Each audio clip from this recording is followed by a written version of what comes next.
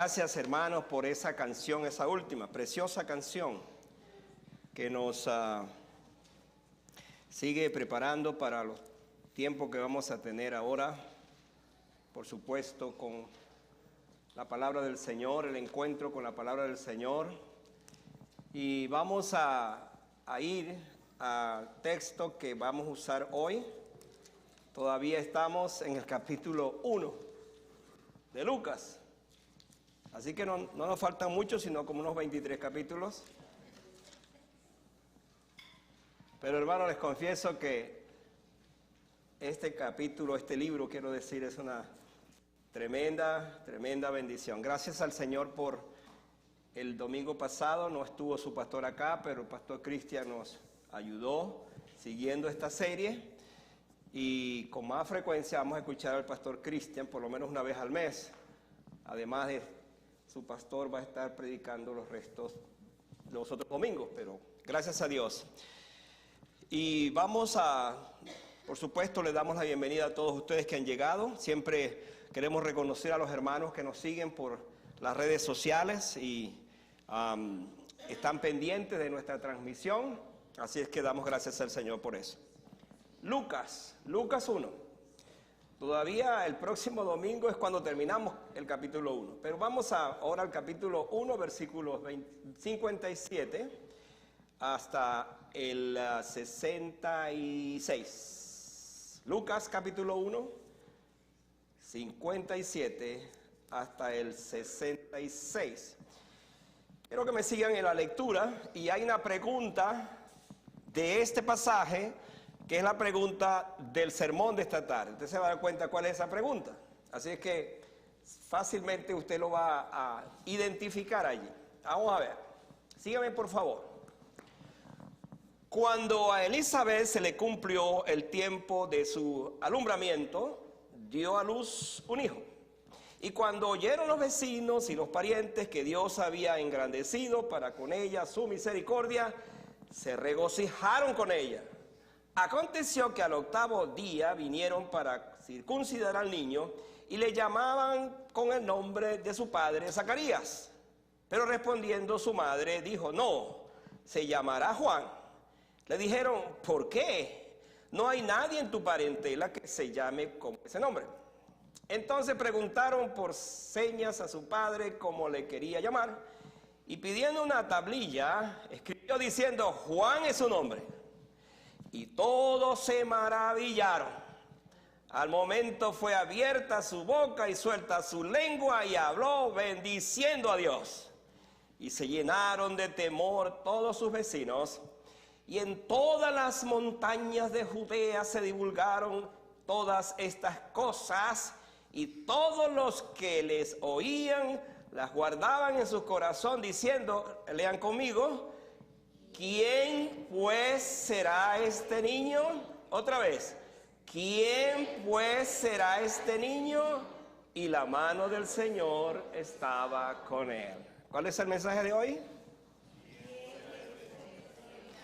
¿Quién pues? Hay que leer bien. ¿Quién pues será este niño? Vamos a ver. Vamos a trabajar entonces con ese sermón esta tarde. Oremos.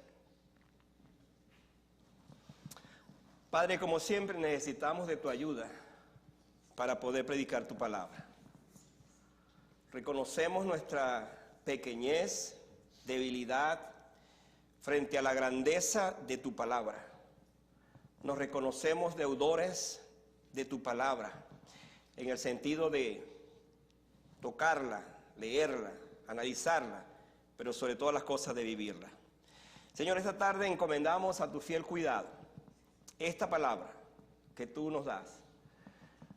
Aquí hay hermanos, amigos nuestros que han venido a este lugar, están sentados y están allí deseando escuchar esta palabra que transforme sus corazones, que reoriente sus vidas, que cambie actitudes, que cambie tendencias, que cambie adicciones, que cambie cualquier cosa de su corazón y de nuestros corazones. Mi oración es que esta palabra nos ayude para honrar tu nombre en Cristo Jesús. Amén. Usted sabía, pues si no lo sabía, sépalo hoy, que el capítulo más largo del Nuevo Testamento es Lucas 1. ¿Cuántos sabían eso? El capítulo más largo del Nuevo Testamento es el capítulo de Lucas 1, o sea, el capítulo que estamos estudiando. Ahora, ¿por qué menciono esto? Porque hay capítulos que son muy cortos y siempre hay esas preguntas que se hacen. ¿Cuál es el capítulo más largo? ¿Cuál es el capítulo más corto? Tiene que ir al Antiguo Testamento. ¿Cuál es el más largo? En el Antiguo Testamento se dice que el capítulo más largo es Salmo 119. El más corto es el Salmo 133. En este caso, en el Nuevo Testamento, el capítulo más largo es Lucas capítulo 1. Y por allá, en el capítulo más corto, creo que es Juan 3. Por allá. En fin. Esto para decir entonces que estamos en presencia de un capítulo que lo hemos introducido. Lucas nos ha venido hablando en una historia tan riquísima. He dicho desde el principio que esta es la historia más hermosa jamás contada, jamás escrita. Y Lucas retoma entonces el asunto del nacimiento de Juan el Bautista, que fue profetizado, que fue dicho por Gabriel anteriormente. Y es interesante que después de dedicar 30 versículos para hablar de María y su Magnificat, que fue el mensaje del domingo pasado, ahora regresa para volver a hablarnos, pero específicamente del nacimiento de este niño. De allí la pregunta que se formula hoy. Interesante que Juan el Bautista, entonces, su nacimiento fue un acontecimiento lleno de muchas cosas. Por cuanto fue un milagro, entonces atrajo la atención de mucha gente. El texto dice que estaban tanto sus vecinos como sus familiares. Y esto nos habla de la importancia de quién iba a ser él. Dice el texto que era un niño que iba a ser grande, dice el versículo 15. Gabriel le dijo: tu niño, el niño que van a nacer será muy grande. Y de acuerdo con lo dicho por él, entonces así fue. Sin embargo, el niño más grande de esta historia no es Juan el Bautista, es Jesucristo. Y eso vamos a analizarlo en este aspecto. ¿Y por qué vamos a decir esto? Juan el Bautista dice que vino para allanar el camino, pero Jesucristo es el camino. Juan el Bautista vino para ser amigo del esposo, pero Jesucristo es el esposo de la iglesia. Juan el Bautista entonces se va a presentar en este pasaje como un hombre extraordinario. Jesucristo va a decir muchas cosas después al final de él. Pero hermano, lo más importante es entonces que al pensar en esta historia y al pensar en esta pregunta, tengamos en mente para responderla: ¿quién pues será este niño? ¿Cuáles son las lecciones que se van a dar, que vamos a aprender esta tarde acerca de esto? Por cierto, para las madres, los padres que tienen sus bebés o los que están pensando tener su bebé, parece que hay otros que vienen en camino por allí. Es importante que tengamos en cuenta esta pregunta: ¿quién pues será este niño? Y déjeme decirle esto a manera de aplicación dentro de todo lo que vamos a hablar esta tarde, y es lo siguiente: el niño o el hijo en una familia es el producto directo de aquellos padres que se dedican a él, o a ellos en este caso, y ese niño, para bien o para mal, es el resultado de una formación temprana, de un acompañamiento temprano de sus padres en el proceso de su crecimiento. ¿Quién será ese niño? Entonces, allí pues podemos ver. Hoy nosotros estamos asistiendo a una generación perversa y maligna, como dice la Biblia, y nos estamos enterando de noticias que sacuden nuestro entendimiento respecto a eso. Por ejemplo, esta semana un niño de 14 años mató por lo menos a 4 personas más e hirió unos cuantos más. ¿Cómo se explica que un niño de 14 años tenga un arma como la tuvo, se la quitó al padre e hizo lo que hizo? Ahora, ¿por qué estoy haciendo alusión a esto? Porque la pregunta es: ¿quién puede ser este niño?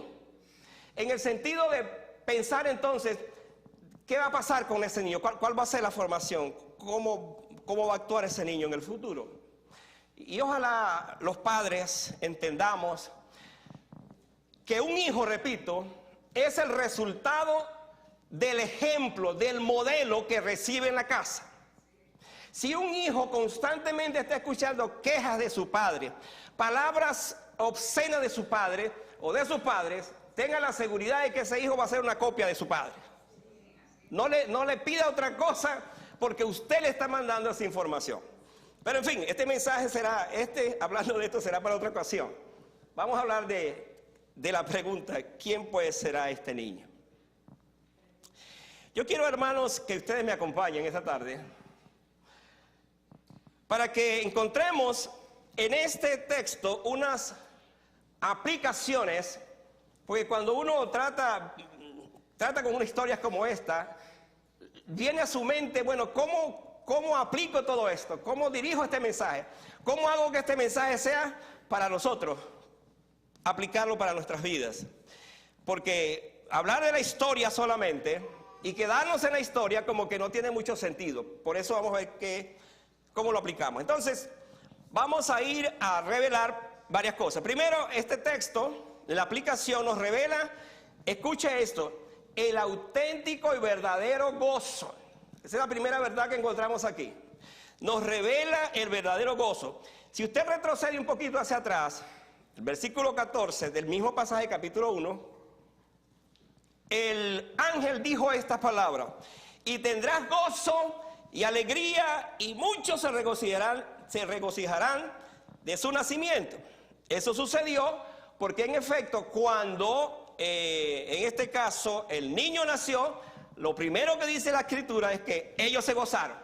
Pero entonces fue una palabra profética de parte del ángel cuando le dijo: ellos se van a alegrar, van a tener gozo y alegría. La historia que hasta ahora conocemos es de una mujer y un hombre frustrados y sin esperanza porque no habían tenido el gozo, por supuesto, de tener un hijo. Ya hablamos de eso. ¿Por qué razón? Porque la matriz de Elizabeth estaba cerrada porque era estéril. Pero además de eso, la imposibilidad de tener un hijo porque ya eran ancianos. Obviamente estamos en presencia de un milagro. Ahora es una realidad. Elizabeth está embarazada, pero Elizabeth va a parir, va a dar un hijo. Se le cumplieron los 9 meses y ahora va a parir. Y eso es lo que nos interesa ver acá. Entonces, aquel estado anímico y aquella opinión social para una mujer estéril que era tan difícil, y hasta la incredulidad del padre y quizás hasta la incredulidad de la madre, ahora resulta que están en presencia del gozo más grande de un hogar, de una pareja, que es tener un hijo. Sobre todo porque no podían tener eso. Así que el texto dice: y tendrás gozo y alegría, y muchos se alegrarán de su nacimiento. Ahora, hemos leído el pasaje, y si usted se dio cuenta, entonces allí tenemos esta revelación del gozo, que eso fue lo que sucedió. Definitivamente, familia, iglesia, hermanos, padres, el gozo de un hijo es una tremenda bendición. La llegada de un hijo es sinónimo de alegría, de contentamiento. Lo son para la familia y lo son para los vecinos, como vemos en esta historia. Por supuesto, el gozo de aquellos vecinos, de aquella población, de aquella familia, era más grande porque lo último que ellos pensaban era que 2 viejos estuvieran teniendo un muchachito, un bebecito. Era imposible eso. Por eso la alegría, el gozo era sublime, era más grande. Y el texto dice entonces que fueron los vecinos y los parientes quienes participaron del gozo del bebé. El gozo de un creyente se convierte en el gozo de la iglesia. La Biblia nos dice que debemos gozarnos con el que se goza, pero también lloramos con el que llora. Eso habla de una familia, eso habla de una iglesia. Hermanos, la iglesia que no llora con sus hermanos, sus crisis, sus circunstancias, es una iglesia que está completamente distante de lo que son las realidades nuestras. Qué bueno es que cuando sepamos de situaciones particulares, estemos con los hermanos, nos lloremos con ellos, pero también nos gocemos con ellos, nos riamos con ellos, vivamos con ellos. Por otra parte, ese gozo, hablando del gozo, era un gozo por quien iba a ser alguien mayor que Juan el Bautista. Ahora, por favor, síganme para entender esto.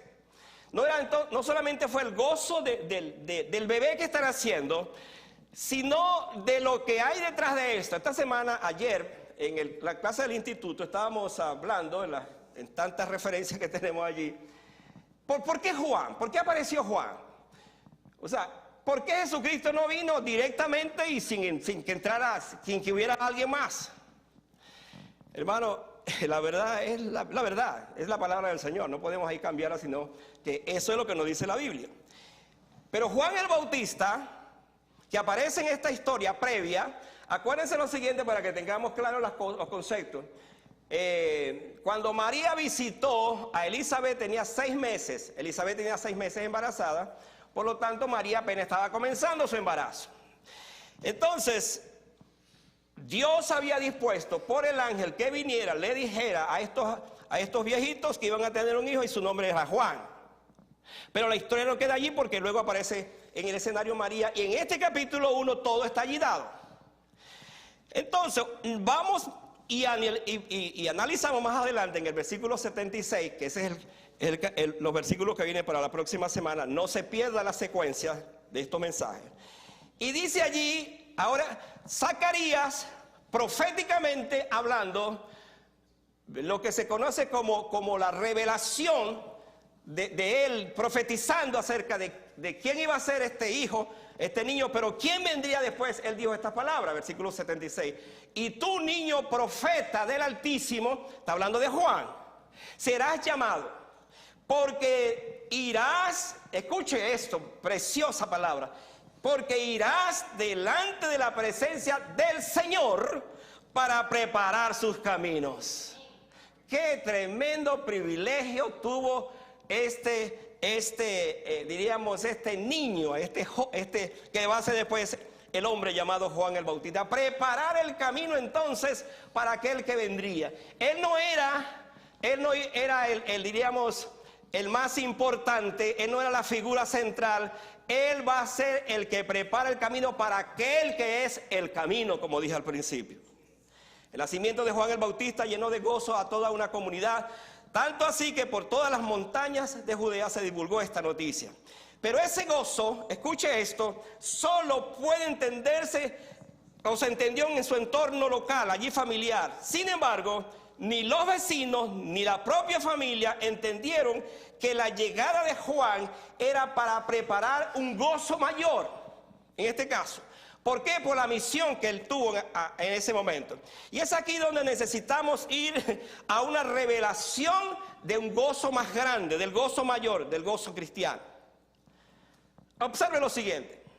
Cuando Zacarías habló y prorrumpió en esa expresión de gratitud y alabanza, resume todo diciendo, el versículo 76, porque irás delante de la presencia del Señor. Entonces, Zacarías nos revela que el verdadero gozo de un creyente, escuche otra vez, el verdadero gozo del creyente es Jesucristo. Él es el más grande gozo del cielo. Debe ser el más grande gozo de la iglesia y por supuesto debe ser el más grande gozo del cristiano. Déjame decirle esto. Si Jesucristo no es su gozo, si no es el mundo y sus placeres y las cosas que hace, entonces usted ha perdido el rumbo de su vida como cristiano. Porque el gozo más grande de un creyente, repito, es Jesucristo. En este pasaje nosotros vemos eso. Hay un gozo mayor, hay un gozo más grande, y es el gozo de Jesucristo. Vamos a estar analizando esto también. Y es esto precisamente, el gozo es por siempre, pero la alegría es temporal. Con la declaración de Zacarías podemos llegar a la conclusión que hay una alegría momentánea, hay una felicidad momentánea, pero hay un gozo que es permanente. Vamos entonces a ver cuál es la diferencia. Con el tiempo, aquella felicidad de la llegada del niño, la alegría del niño, por supuesto se fue esfumando, porque al fin y al cabo el niño creció. Y es como pasa, hermano, en todos los hogares. El niño, al principio la alegría, el niño se agarra para acá y el niño se tiene para acá y todo tiene que ver con el bebé. Pero a medida que va creciendo, bueno, ya está bien, ya creció, ya forma parte de los adultos. Y ya la alegría en ese contexto inmediato ha pasado. Y hermano, esta es una buena ilustración para ayudarnos a entender que hay una diferencia entre la alegría, entre una felicidad que es momentánea, que es pasajera, comparada con el gozo que es eterno y que es permanente. Vamos a verlo de esta manera. Podemos pasar por momentos malos, pero seguimos teniendo gozo. ¿No es así, hermanos? El cristiano, el gozo del cristiano es constante. No depende de las circunstancias. Podemos pasar momentos malos, otra vez repito. Se ha preguntado, por ejemplo, ¿por qué el gozo es en el fruto del Espíritu? Es la segunda virtud que aparece allí pegada. Amor, gozo. Luego paz y lo demás. Pero inmediatamente dice amor, gozo. ¿Por qué esto? Hermanos, por una razón muy importante. Porque el gozo es la razón de ser de la vida de un cristiano. Por eso no se concibe un cristiano sin gozo. Hay cristianos, he dicho, que son una mala propaganda para el evangelio porque no se les da gozo. Andan todo el tiempo amargados. Yo sé que aquí en la iglesia no tenemos esos hermanos.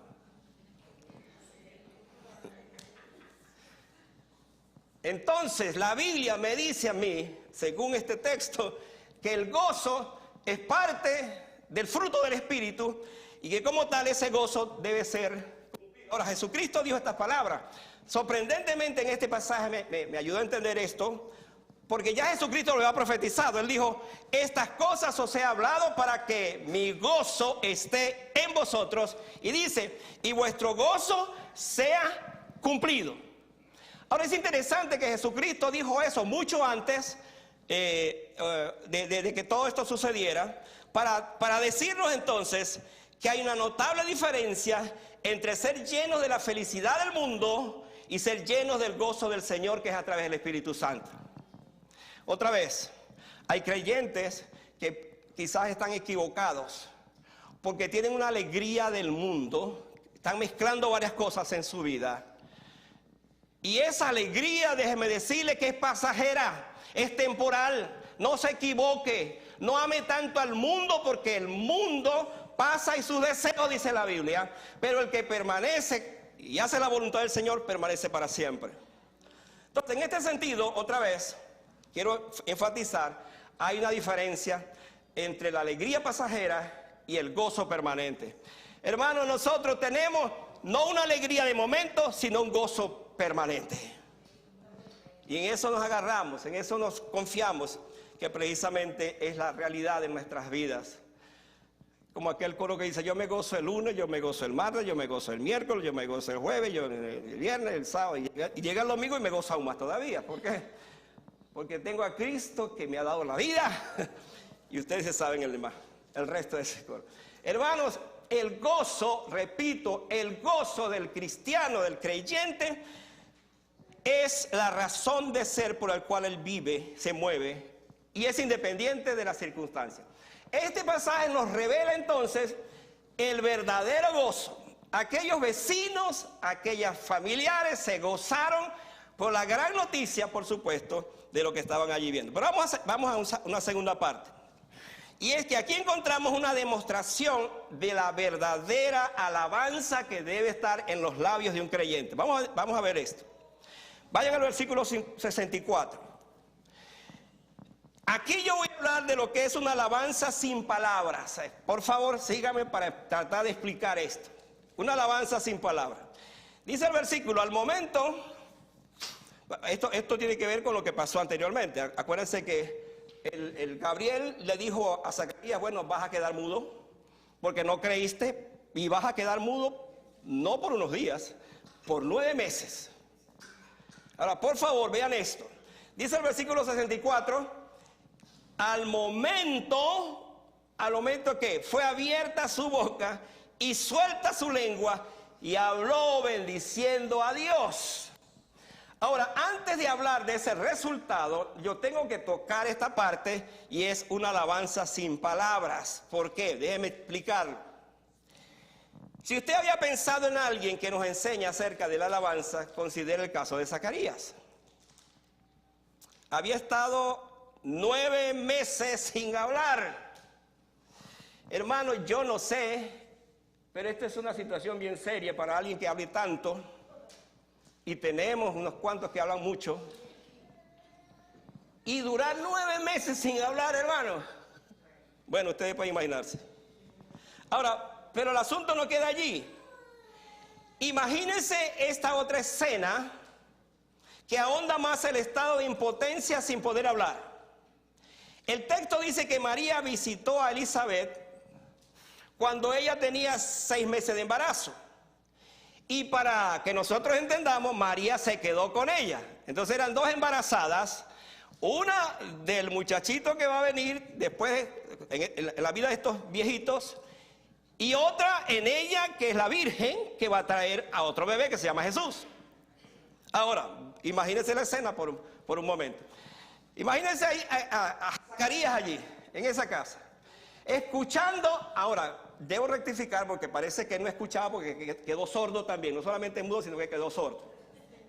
Pero el asunto es que él estaba allí y veía a Elizabeth y a María cómo hablaban, cómo se contaban las cosas.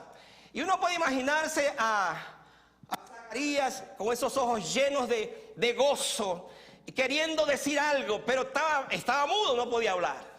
Entonces es lo que se conoce, hermano, como una alabanza silenciosa, una alabanza donde no salen palabras, una alabanza donde hay solamente reconocimiento.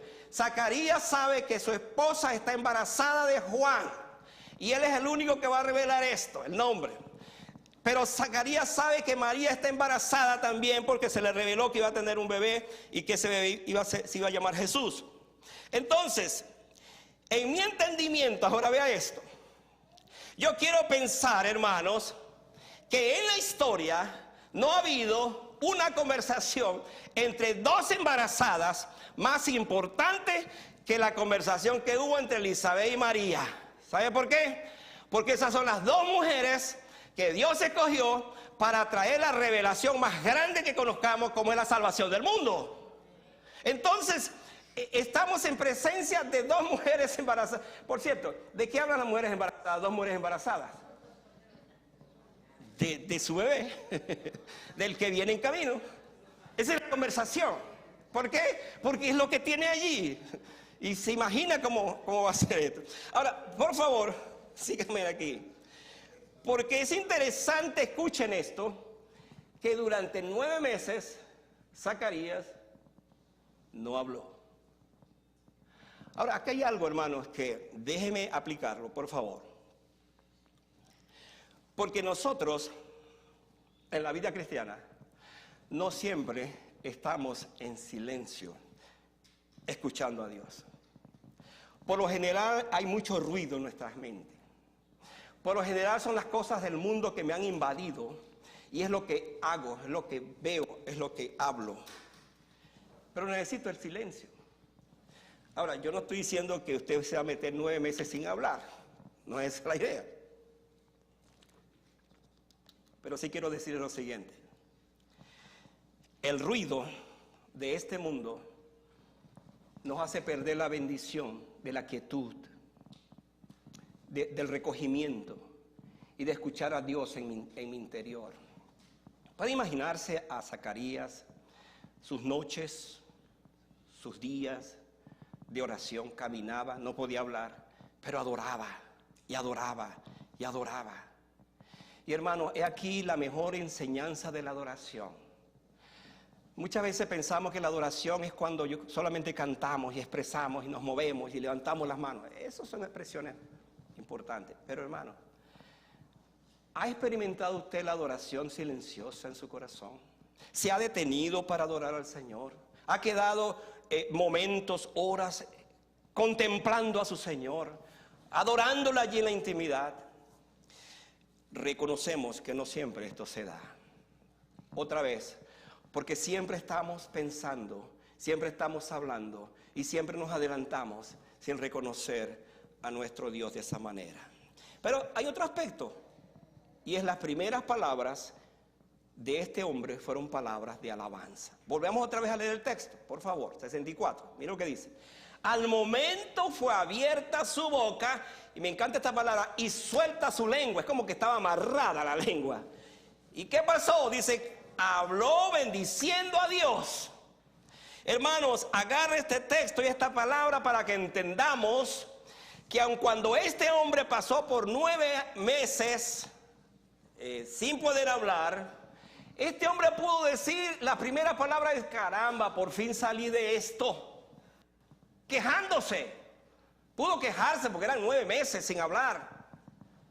Y pudo decir cualquier cantidad, otra cantidad de cosas, pero no dijo eso. Sus primeras palabras fueron estas, dice el texto, bendiciendo al Señor. Y amada iglesia, hay una enseñanza extraordinaria para nosotros. Si para Zacarías aquello fue como una cárcel, el hecho de no poder hablar, ahora él entiende la importancia de decirle a Dios: gracias, Señor, porque entendí tu lección, entendí tu disciplina, entendí lo que me quisiste decir. Por lo tanto, mi alma te alaba, mi alma te glorifica. Su alabanza, dice la palabra del Señor, más adelante los versículos que vamos a ver, llenó, inundó su corazón. Hermano, a partir del versículo, téngalo allí presente, 67 hasta el 66, que es el tema del próximo domingo. Allí vemos a un hombre que se le soltó la lengua, hermano, y está diciendo cosas tan maravillosas, no solo de su hijo, sino del que viene, que tenemos que estudiar eso. Tenemos que analizar ese texto porque es un texto extraordinario. Hermanos, alguien dijo que no siempre nuestra lengua es soltada para alabar al Señor. Me temo que aún hay creyentes que sueltan su lengua para decir cosas feísimas. Y es bueno recordarnos que la Biblia dice que de toda palabra obscena que salga de mis labios yo voy a dar cuenta. Entonces, frente a esto, ¿cuáles son mis palabras? ¿Cómo deben ser mis palabras? Por allá nos va a decir la Biblia que nosotros debemos entonces, debemos hablar que nuestra hablar sea sazonado, dice, me encanta esa palabra, sazonado, con la sal del Espíritu que produce el Señor. Alguien dijo también, dime lo que hay en tu corazón y eso será tu conversación. Voy a explicar esto. Dime lo que hay en tu corazón y eso será tu conversación. Vamos a explicarlo de esta manera. Jesucristo dijo, de la abundancia del corazón habla la boca. Entonces, si mi hablar no es un hablar donde yo expreso mi alabanza al Señor, entonces estoy hablando lo que está en mi corazón. Estoy hablando de lo que llené mi corazón. Y hermanos, en esto debemos recordar lo que decía el salmista. Alabad al Señor porque Él es bueno, porque su misericordia es eterna.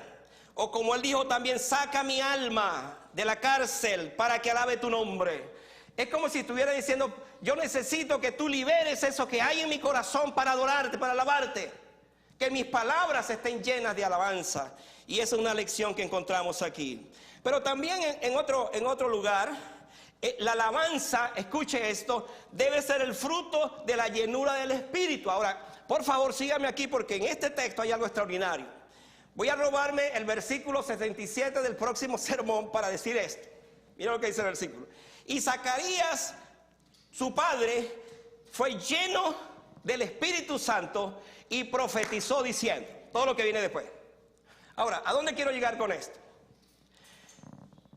Quiero decir lo siguiente. En este pasaje nos encontramos a 3 de los autores, o de los actores quiero decir. ¿Quiénes son esos actores?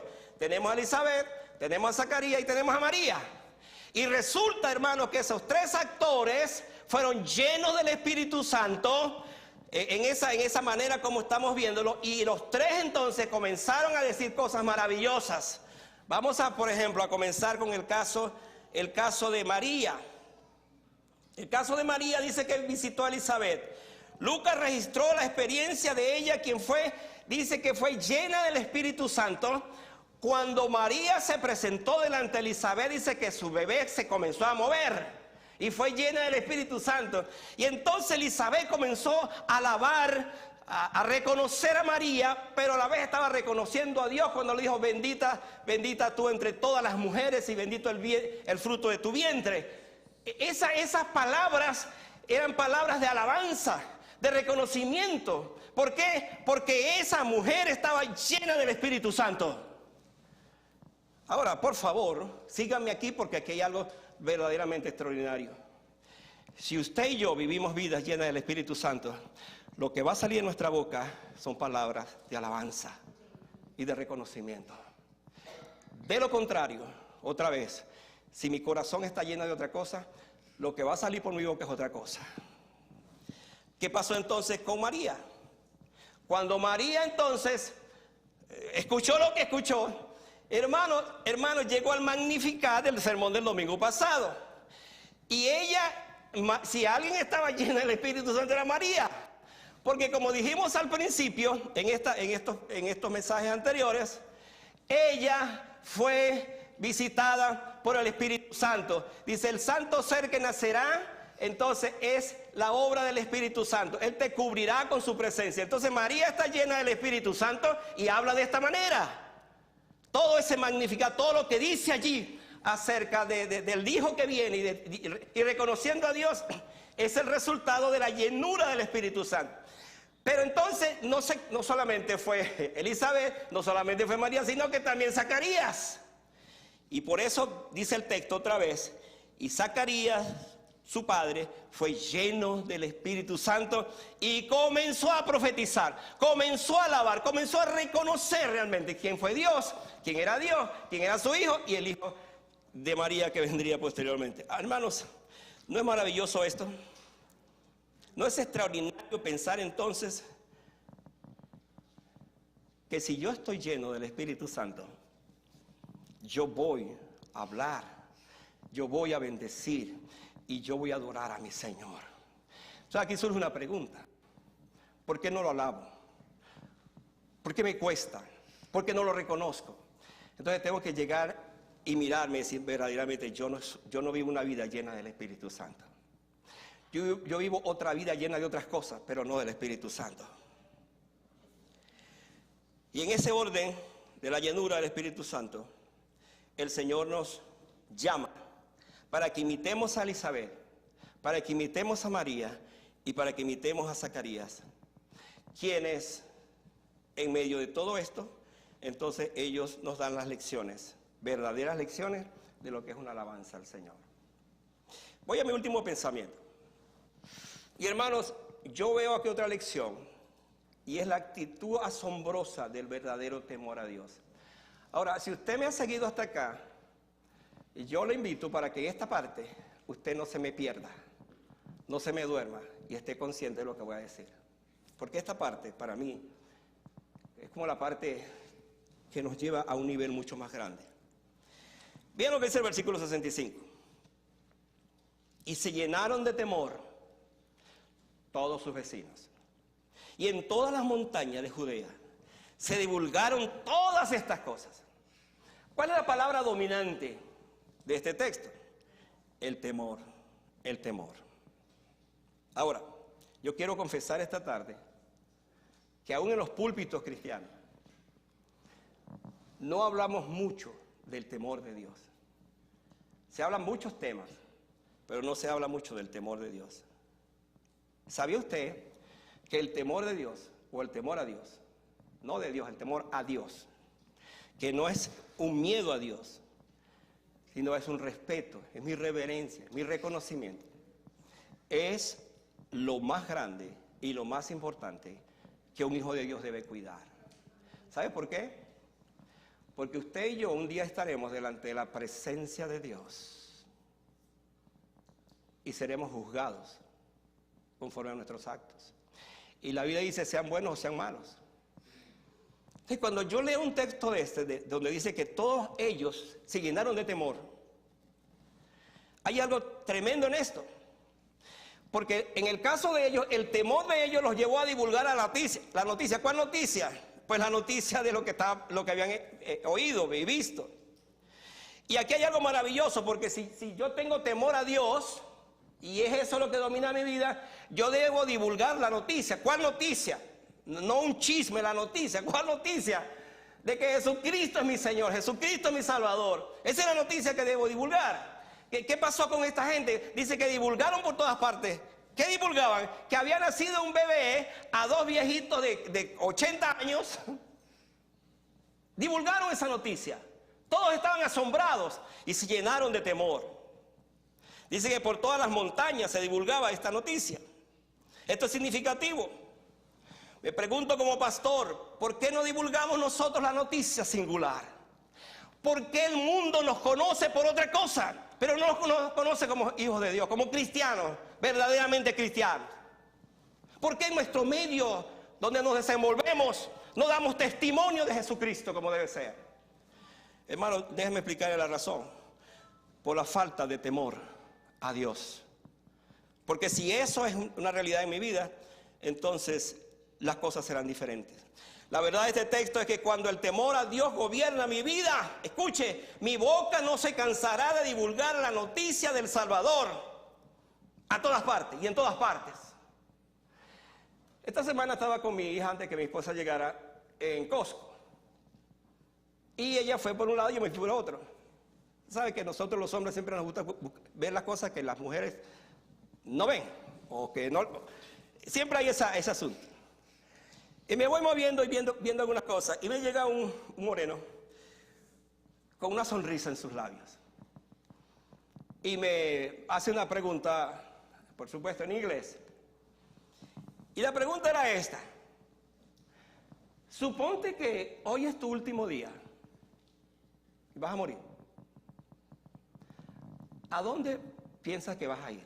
¿Al cielo o al infierno? Entonces me hace la pregunta. Por supuesto, yo le dije automáticamente, voy al cielo. Me pregunta, ¿por qué? Porque hace como unos 52 años yo recibí a Jesucristo en mi corazón. Y soy un hijo de Dios. Y él, por supuesto, seguimos hablando y se gozó con eso. Pero hermano, ¿sabe qué? Él siguió hablándole a toda la gente, haciéndole la misma pregunta. Yo iba por un lado y de repente lo veía ahí hablando con otro. Pasaba por otra parte hablando. ¿Qué estaba hablando? Lo mismo. Hermanos, él estaba divulgando la noticia. ¿Cuál noticia? Que os ha nacido hoy en la ciudad de David un Salvador, que es Cristo el Señor. Esa es la noticia, hermano, que tenemos nosotros que decir. No los chismes, que a veces es lo que más abundan. O hablar mal de otros. No, hermanos, el texto me dice esto. Voy a ir terminando, disculpen. Porque cuando me emociono, entonces voy a ir terminando. El temor a Dios también, escucha ahora la otra parte, debe ser guardado en el silencio de mi corazón. Ahora, no me estoy contradiciendo y voy a explicar por qué. Mira lo que dice el versículo 66. Y todos los que oían qué cosa, las noticias, las guardaban en su corazón, diciendo, el texto, mi sermón, ¿quién pues será este niño? Y la mano del Señor estaba con él. Ahora, denme unos pocos minutos para explicar esto. Estamos hablando del temor a Dios. Hay noticias que deben divulgarse, pero hay otros aspectos de mi vida que yo debo callar. Es interesante que en esta última parte interviene la quietud de mi espíritu. En el temor a Dios interviene la quietud de mi espíritu.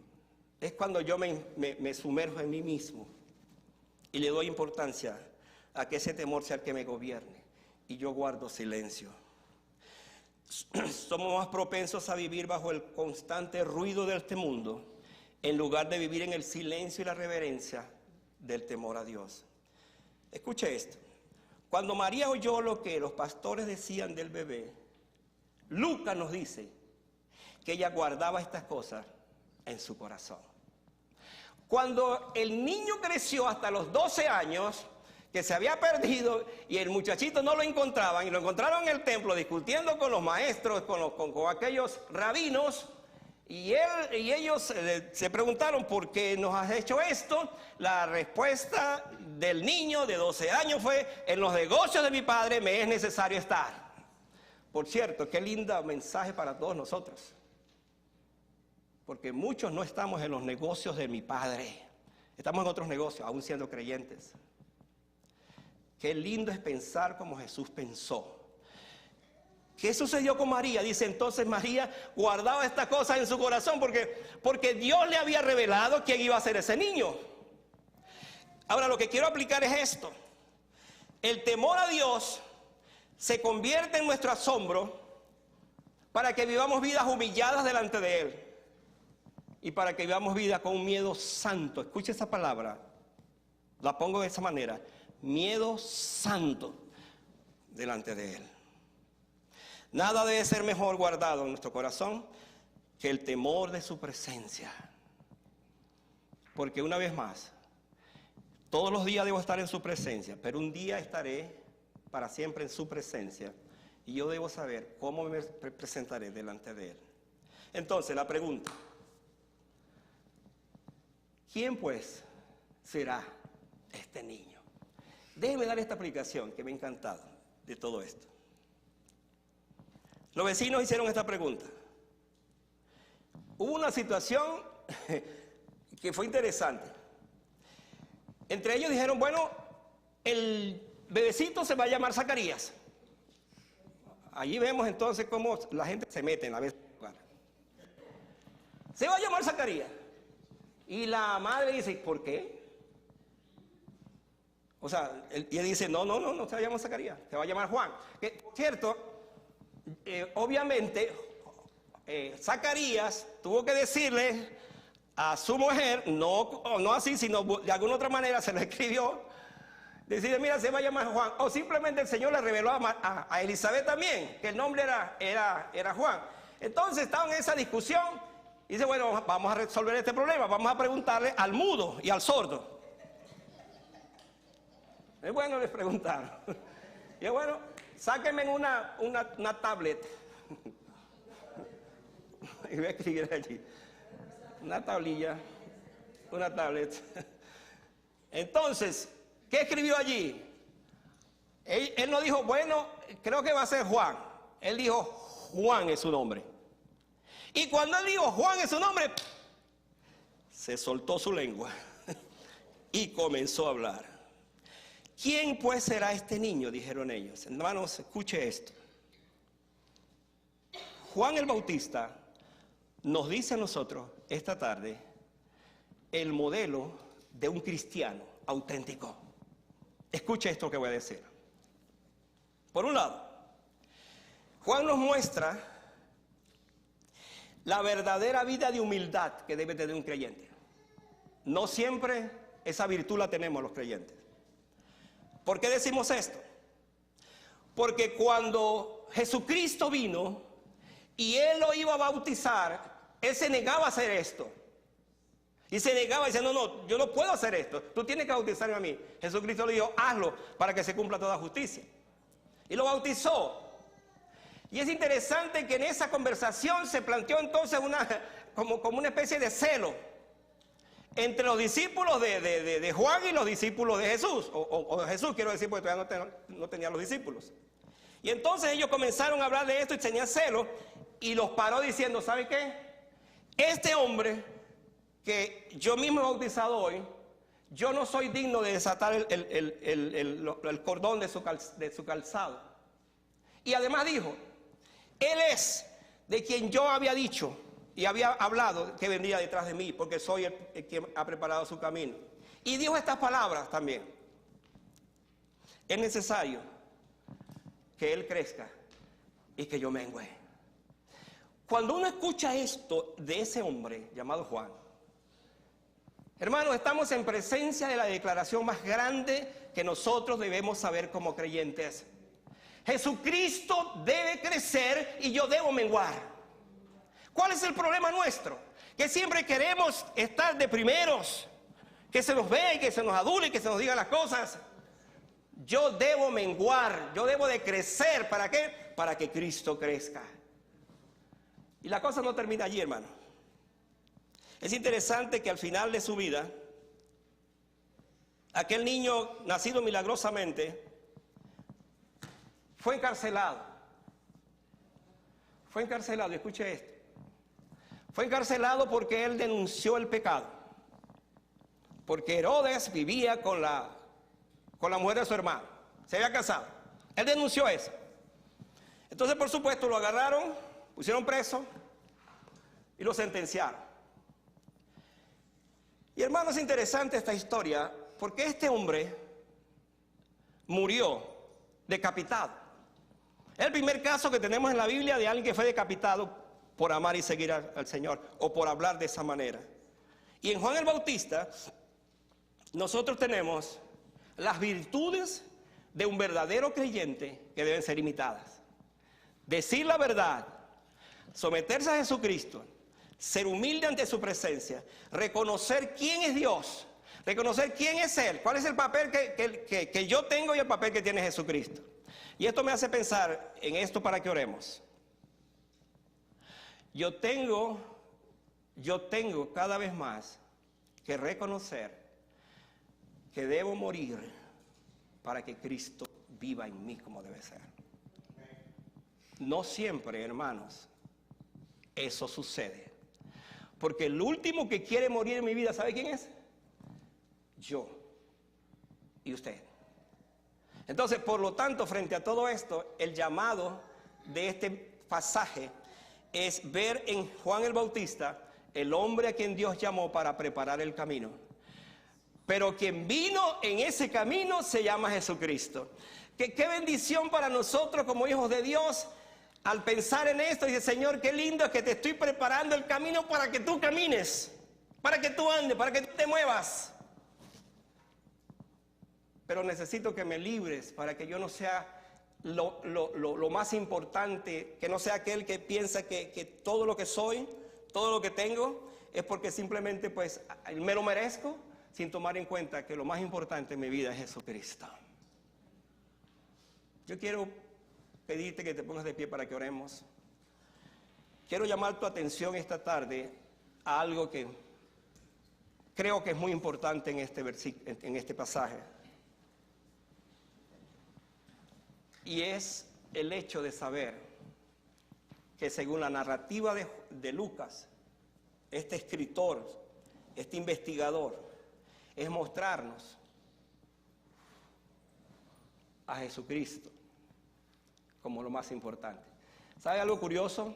Usted lee los versículos que Lucas le dedicó a Juan y son muy pocos, pero cuando habló de Jesucristo le dedicó todos los versículos. ¿Sabe por qué? Porque allí está la verdad de nuestras vidas. De Él hay que hablar lo mejor, de Él hay que escribir lo mejor, y Él debe ocupar el centro de mi vida en todos los aspectos. De lo contrario, entonces soy yo el que estoy ocupando el centro de mi vida. Y oramos al Señor diciéndole esta tarde, Padre, en esta hora te doy gracias por la vida de Juan el Bautista. Cuando revisamos su historia, oh Dios, qué historia tan hermosa. Él dijo, yo no soy el Cristo, como algunos pensaban que era el Cristo. Es más, él tuvo la tentación de erigirse como Cristo, como el Mesías. Pero negó varias veces diciendo, yo no soy el Cristo. Qué bueno es que nosotros hoy en esta tarde de pie te digamos, Señor, hay muchas cosas que han ocupado mi corazón y que son las que gobiernan mi vida, pero tú no eres realmente el Señor de mi vida, como lo fue para Juan el Bautista, el reconocer que Jesucristo era su Señor. O como Zacarías, que aún hablando de su hijo, que era profeta del Altísimo, dijo que él venía para preparar el camino del Señor. Padre, qué lindo es que pensemos esta tarde que no son mis éxitos, no es lo que yo hago, es lo que tú eres y lo que tú haces. Enséñame a vivir el verdadero gozo. Enséñame a vivir la verdadera alabanza. Y sobre todas las cosas, enséñame a vivir bajo el temor de Dios. Que mi vida tenga esas características de ser un auténtico hijo de Dios, como lo fue Juan el Bautista. Te alabo y te bendigo esta tarde, en el nombre de Jesús. Amén. Estén de pie y regreso otra vez para que oremos nuevamente.